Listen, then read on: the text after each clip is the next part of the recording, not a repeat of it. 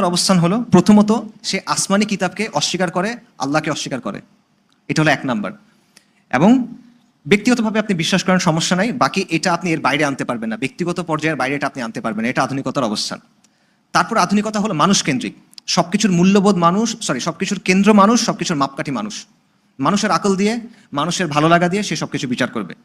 এবং সমাজ এবং শাসন চলবে মানুষের বানানো মতবাদ দিয়ে, মানুষের চিন্তা দিয়ে। এই আগের 2টা পয়েন্টের সার নির্যাস হলো এটা। এটা হলো আধুনিকতার অবস্থান।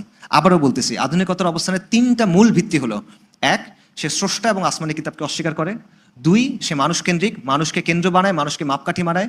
3, সমাজ এবং শাসন চলবে মানুষের মাধ্যমে, মানুষের চিন্তা, মানুষের আকল দিয়ে। ইসলামের অবস্থান তো কি? ইসলামের অবস্থান হলো লা ইলাহা ইল্লাল্লাহ মুহাম্মাদুর রাসূলুল্লাহ। ইসলামের অবস্থান হলো কুফর বিত তাগুত ওয়া ঈমান বিল্লাহ। ইসলামের অবস্থান হলো রিসালাত। ইসলামের অবস্থান হলো ওয়াহি। এবং এখানে সবকিছু চলে আসে। এটা চাইলে আপনি এখন 2 দিন ধরে ব্যাখ্যা করতে পারেন, এটা চাইলে আপনি 1 লাইনের মধ্যে বুঝতে পারেন। আচ্ছা, সো এই 2টা অবস্থান সাংঘর্ষিক। ইসলামের কেন্দ্রে আল্লাহ, আধুনিকতার কেন্দ্রে মানুষ।